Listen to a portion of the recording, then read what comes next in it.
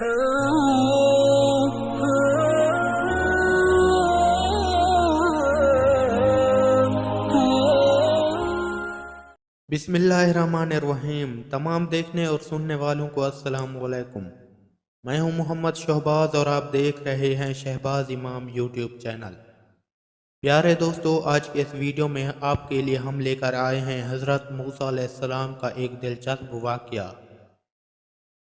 एक बार हज़रत मूसा अलैहिस्सलाम से एक आदमी ने दरख्वास्त की कि वो मुझे जानवरों की ज़ुबान सिखा दें ताकि वो उनकी बाहमी गुफ्तगू को समझ सके।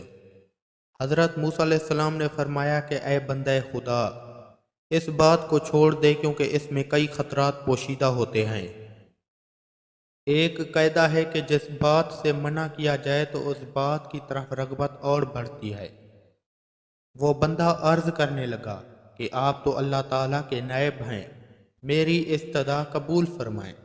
हज़रत मूसा अलैहिस्सलाम ने फरमाया कि ऐ शख्स, ये न हो कि कल तू पछताए, क्योंकि तू नहीं जानता कि तेरे लिए कौन सी चीज़ बेहतर है और कौन सी चीज़ बेहतर नहीं है।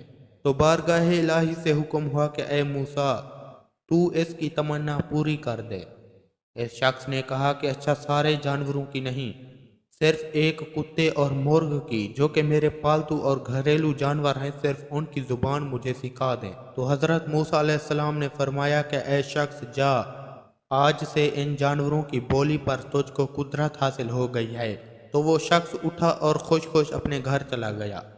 सुबह हुई तो खादमा ने दस्तरखान झाड़ा तो उसमें से रात का बचा हुआ रोटी का टुकड़ा ज़मीन पर गिरा। मुर्ग वो रोटी का टुकड़ा ले उड़ा।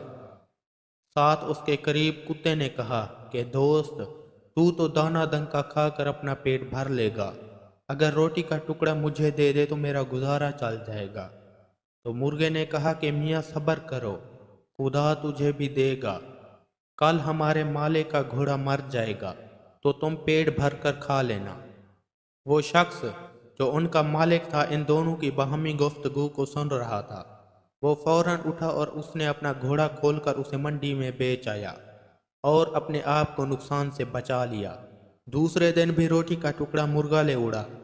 कुत्ते ने गुस्से में आकर कहा कि तू दोगला है, तू झूठा है, तू फरेबी है, कब तक ऐसा चलेगा। मुर्ग ने जवाब दिया कि अरे अंधे नजूमी, तू सच्चाई से महरूम है। वो घोड़ा दूसरी जगह मर गया था। मालिक ने अपने आप को नुकसान से बचाने के लिए वो घोड़ा बेच दिया था। फिक्र न कर, कल उसका ऊँट भी मर जाएगा और तू खूब पेट भर कर खा लेना। ये सुनकर मालिक फिर से उठा तो उसने अपना ऊँट भी खोलकर उसे मंडी में बेच आया। इस तरह वो आदमी एक और नुकसान से बच गया। तीसरी मर्तबा फिर यही माजरा हुआ। कुत्ते ने कहा कि तू कुम्बख्त झूठों का बादशाह है, आखिर कब तक तू मुझे फरेब देता जाएगा। मुर्गे ने कहा कि भाई, मेरा कोई कसूर नहीं। मालिक ने ऊँट बेच डाला और अपने आप को नुकसान से बचा लिया।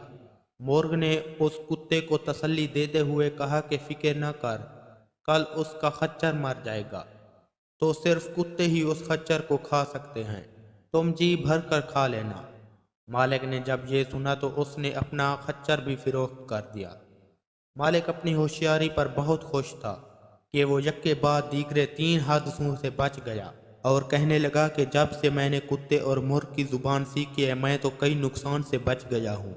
चौथे दिन कुत्ते ने मुर्ग से कहा कि अरे मुर्ग, तेरी वो पेश गोयां कहाँ हुई? ये तीसरी मकारी और झूठ कब तक चलेगा? मुर्ग ने कहा, तौबा तौबा, ये गैर मुमकिन है कि मैं या मेरा कोई हम जिन्स झूठ बोले। हमारी कौम तो मुअज्जिन की तरह रास्त गो है। हम अगर गलती से बेवक्त अजान दे बैठे तो मारे जाएं। मालिक ने अपना माल तो बचा लिया, लेकिन उसने अपना खून कराया। एक नुकसान 100 नुकसान को दफा करता है। जिस्म और माल का नुकसान जान का सदका बन जाता है। बादशाहों की अदालत से सज़ा मिले तो माल का जुर्माना अदा करके जान बच जाती है, लेकिन क़ज़ाए इलाही के भेद से बेखबर होते हुए भी जो कोई अपना माल बचाता है वो महज नादान है। अगर वही माल उस पर से सदका हो जाता तो शायद उससे भला टल जाती। अब तो कल मालिक यकीनन खुद मर जाएगा, इसके वारिस उसकी वफात पर गाय ज़िबह करेंगे। پھر تم پیٹ بھر کر کھا لینا، کیونکہ تمہارے تو وارے نیارے ہو جائیں گے۔ گھوڑے، اونٹ اور خچر کی موت اس نادان کا صدقہ تھا۔ وہ مال کے نقصان سے تو بچ گیا لیکن اپنی جان گنوا بیٹھا۔ مالک مرغ کی باتیں غور سے سن رہا تھا۔ جب اس نے اپنی موت کی پیش گوئی سنی تو خون کے مارے تھر تھر کانپنے لگا۔ وہ شخص گرتا پڑتا حضرت موسیٰ علیہ السلام کی بارگاہ میں حاضر ہوا اور روتے روتے عرض کیا کہ اے خدا کے پیغمبر، میری دستگیری فرمائیے۔